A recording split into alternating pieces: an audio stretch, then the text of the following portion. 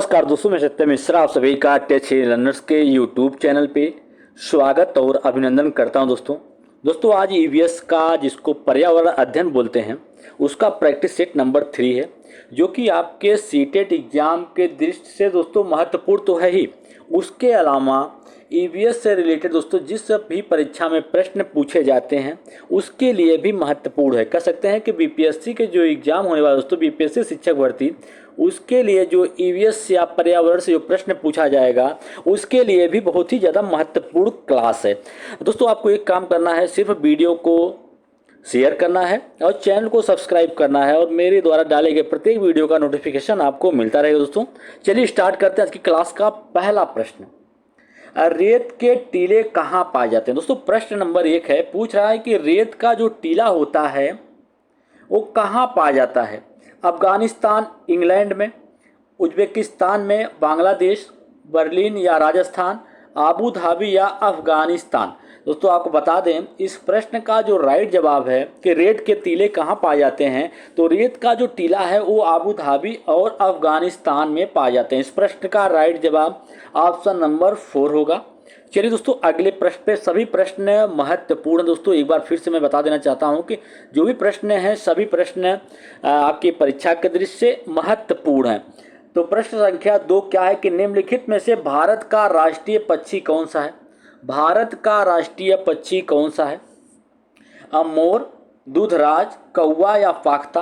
तो दोस्तों इसमें से भारत का राष्ट्रीय पक्षी पूछा जा रहा है, तो भारत का राष्ट्रीय पक्षी मोर होता है। और इसके बारे में दोस्तों कभी कभी क्वेश्चन पूछ लेता है कि कौन सा ऐसा पक्षी है जिसका तोत से लेके, कहते हैं कि मुंह से लेके पूरा शरीर एक ही कलर का होता है, तो ऐसा कौन सा होता है? मोर होता है दोस्तों, जिसका मुंह से लेके दोस्तों जिसका तोत होता है वहां से लेके पूंछ तक का कलर एक ही होता है। तो इस प्रश्न का राइट जवाब ऑप्शन नंबर 1 है। उसके अलावा आप जान लीजिए कि कौवे के बारे में विशेषता क्या होती है। कौवा दोस्तों, कौवा एक ऐसा पक्षी होता है जो कि इस पेड़ के सबसे ऊंची डाल पे अपने घोंसले का निर्माण करता है।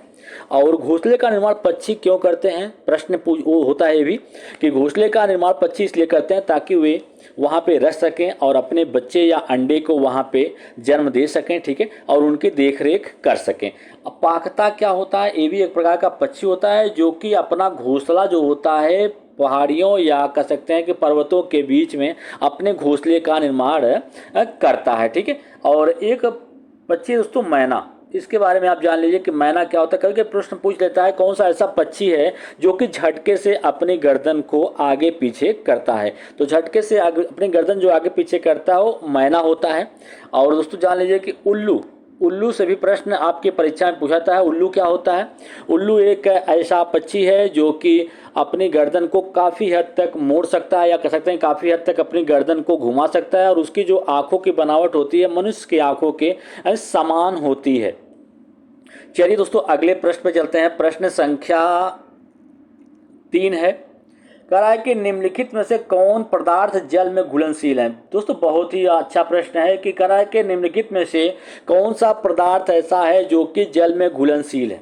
ऑप्शन 1 है दूध, चीनी, शहद। ऑप्शन 2 है तारपीन, नींबू का रस, पेट्रोल। ऑप्शन 3 है मिट्टी का तेल, नमक या साबुन।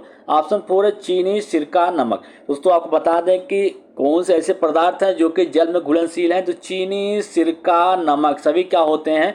जल में घुलनशील होते हैं। ऐसे पदार्थ हैं जो कि जल में आसानी से घुल जाते हैं। और कभी कभी दोस्तों विटामिन से एक प्रश्न पूछता है कि कौन से ऐसे विटामिन होते हैं जो कि जल में घुलनशील होते हैं। दोस्तों आपको बता दें कि विटामिन कौन कौन से हैं जो कि जल में घुलनशील है, तो उसको भी जान लीजिए आप कि विटामिन बी और सी जो है वो क्या होता है? जल में घुलनशील विटामिन होता है। चलिए अगले प्रश्न पे, प्रश्न संख्या नेक्स्ट है, और सभी प्रश्न आपकी परीक्षा के दृष्टि से महत्वपूर्ण होने वाले हैं।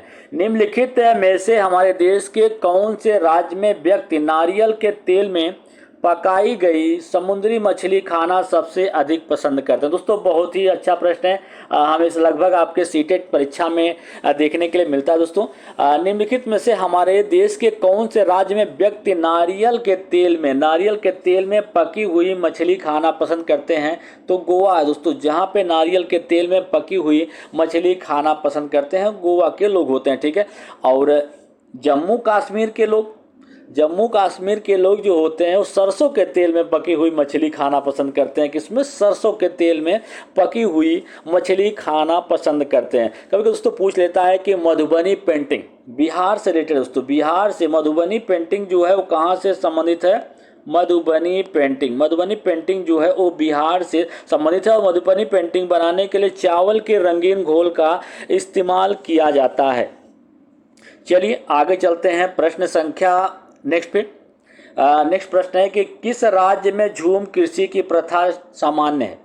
तो झूम की कृषि में होता क्या दोस्तों, इसमें भूमि का जो भाग होता है उसमें जो भी पेड़ पौधे उगे होते हैं उनको क्या किया जाता है, पहले उखाड़ दिया जाता है, उखाड़ के जला दिया जाता है और भूमि की जो है वो अच्छी तरीके से क्या कर सकते हैं कि गहरी जुताई किया जाता है। और इस प्रकार की खेती जो है वो कहाँ पे होती है? उड़ीसा, मिजोरम, बिहार या उत्तराखंड। तो ऐसी या खेती या इस प्रकार की जो कृषि होती है वो कहाँ पे होती है? मिजोरम में ऐसी कृषि होती है। और दोस्तों कभी कभी पूछ लेता है कि चिपको आंदोलन, उत्तराखंड जो है दोस्तों चिपको आंदोलन से संबंधित, चिपको आंदोलन जो था दोस्तों वो कहाँ संबंधित? चिपको आंदोलन वो उत्तराखंड से संबंधित चिपको आंदोलन था। ठीक है, चिपको आंदोलन के प्रणेता कभी कभी पूछ लेता है कौन है? तो सुंदरलाल बहुगुणा जो दोस्तों वो क्या है? चिपको आंदोलन के प्रणेता। और इस चिपको आंदोलन दोस्तों हुआ क्या था? अब पेड़ों को बचाने के लिए एक प्रकार का आंदोलन किया गया था जिसमें वृक्षों से चिपक के उसकी रक्षा की गई थी। और चलिए अगले प्रश्न संख्या नेक्स्ट है। नेक्स्ट प्रश्न देखिएगा। प्रश्न संख्या नेक्स्ट है कि कपकपी के साथ तेज बुखार जिसका इलाज तिकोना पेड़ की छाल से किया जा सकता है? आंत ज्वर, मलेरिया, चिकनगुनिया या डेंगू। तो कपकपी के साथ तेज बुखार आना किसका लक्षण होता है? मलेरिया का लक्षण होता है। किसका होता है? मलेरिया का। और मलेरिया का उपचार जो किसे किया जाता है? चिकोना वृक्ष होता है उसकी छाल से इसका उपचार किया जाता है। और मलेरिया रोग कैसे होता है? उसको मादा एनाफिलीज जो मच्छर होता है उसके काटने से ऐसा होता है। अगर ये मच्छर एक व्यक्ति को काटने के बाद दूसरे व्यक्ति को काट लेते हैं तो समझ लीजिए कि उसी के द्वारा जो मलेरिया है वो एक से दूसरे पे संक्रमित हो जाता है। कहने का मतलब है कि दूसरे को भी जाके प्रभावित कर देता है। ठीक है, प्लाज्मोडियम जो प्रोटोजुआ होता है उसी के कारण मलेरिया रोग होता है। इस प्रश्न का राइट जवाब ऑप्शन नंबर सेकंड हो जाएगा। और डेंगू बीमारी जो होती है दोस्तों ये भी किससे होती है? मच्छर के काटने से ही ये भी फैलती है। ठीक है, चलिए आगे चलते हैं। प्रश्न संख्या नेक्स्ट देखिएगा। कह रहा है कि बिहार राज्य के लोगों के लिए मधुमक्खी पालन करने का सबसे अच्छा समय, मधुमक्खी पालन करने का सबसे अच्छा समय दोस्तों जो होता है वो होता है आपके अक्टूबर से लेके जो दिसंबर का मंथ होता है वो मधुमक्खी पालन के लिए सबसे अच्छा समय होता है। अक्टूबर से दिसंबर का मंथ जो होता है मधुमक्खी पालन के लिए सबसे अच्छा होता है। और मधुमक्खी जो होता है उसकी छत्ते की विशेषता जान लीजिए दोस्तों कि मधुमक्खी के छत्ते में एक रानी मक्खी होती है और कुछ नर मक्खी होते हैं। इसके अलावा सभी मक्खियां क्या होती हैं? श्रमिक मधुमक्खियां होती हैं। और सबसे जो महत्वपूर्ण कार्य होता है एक रानी मक्खी का होता है जो अंडा देने का काम करती है और उससे ज्यादा श्रमिक मधुमक्खियों का काम होता है जो कि छत्ते के लिए रस ढूंढना या छत्ते का निर्माण करना, ये सारा काम श्रमिक मधुमक्खियों का होता है। इस प्रश्न का राइट जवाब ऑप्शन नंबर 4 होगा। चलिए दोस्तों अगले प्रश्न संख्या नेक्स्ट देखिएगा। कह रहा है कि निम्नलिखित में से कौन सा कथन मधुमक्खी और छत्तों के विषय में सही नहीं है? दोस्तों यहाँ पे आप टिक कर लीजिए। अगर इस किसी प्रश्न में नहीं आपको दिखे तो सबसे पहले आप उस नहीं शब्द को अंडरलाइन कर दीजिए, नहीं तो हाँ वाला जवाब आप दे के चले जाएंगे और वो आपका जवाब बिल्कुल गलत हो जाएगा।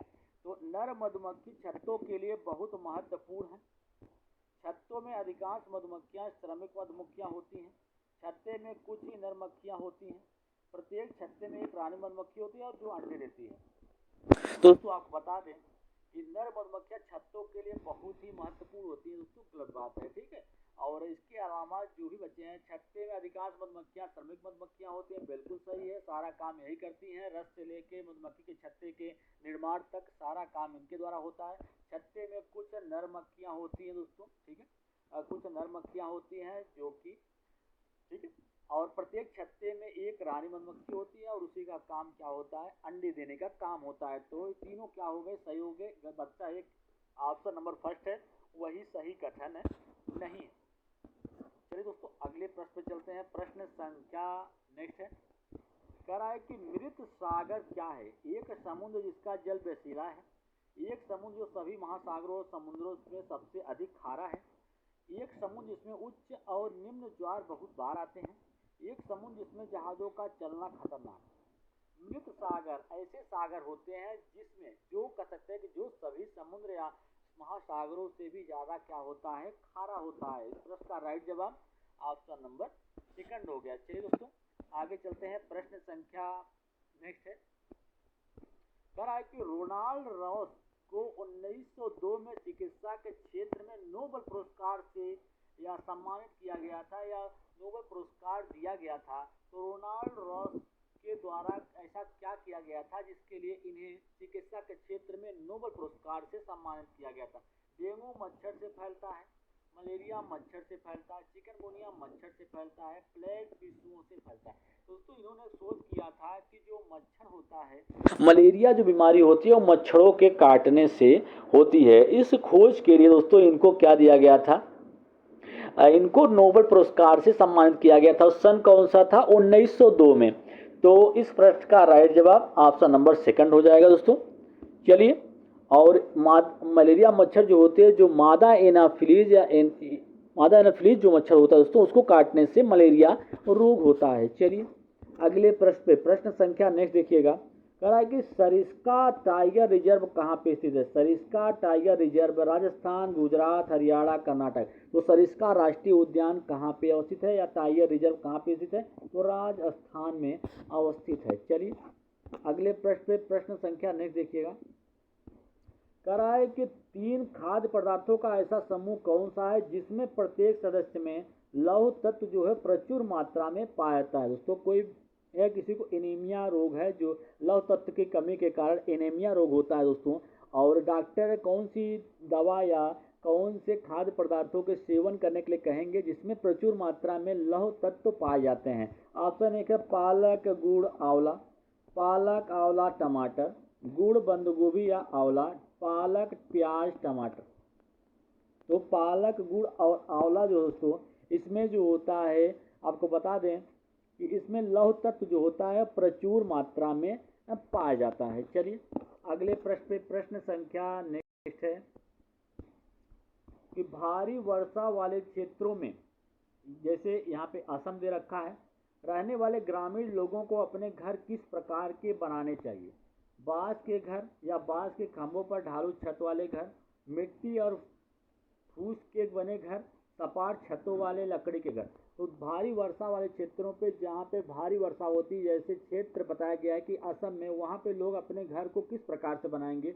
वहाँ के लोग जो दोस्तों अपने घर को बांस के लंबे लंबे खंभों के ऊपर अपने घर को बनाएंगे, अपने घर का निर्माण करेंगे। तो बांस के खंभों के ऊपर ढालू छत जैसे घर बनाएंगे। चलिए अगले प्रश्न पे, प्रश्न संख्या नेक्स्ट है कि वह स्थान जो कि दीर्घकाल से बाढ़ से प्रभावित होता है, स्थानीय लोगों में का कारण होता है, स्थानीय लोगों में विस्थापन का कारण होता है। दोस्तों जहाँ पे दीर्घकाल के जब बाढ़ आ जाती है, बाढ़ जो एक प्रकार की प्राकृतिक आपदा है जिसके कारण लोगों को अपना स्थान या कह सकते हैं कि अपना निवास छोड़कर एक स्थान से दूसरे स्थान पर जाना पड़ जाता है, वही विस्थापन कहलाता है दोस्तों। ठीक है, ये प्राकृतिक आपदा होती है, इसमें किसी का कोई बस नहीं होता, जहाँ पे दोस्तों लोगों को एक स्थान से दूसरे स्थान पे जाना पड़ता है। ठीक है, तो इस प्रश्न का राइट जवाब ऑप्शन नंबर सेकंड हो जाएगा। चलिए अगले प्रश्न पे, प्रश्न संख्या नेक्स्ट है और आज की क्लास का अंतिम प्रश्न है कि निम्नलिखित पक्षियों में से कौन सा पक्षी काफी हद तक अपनी गर्दन को पीछे तक घुमा सकता है?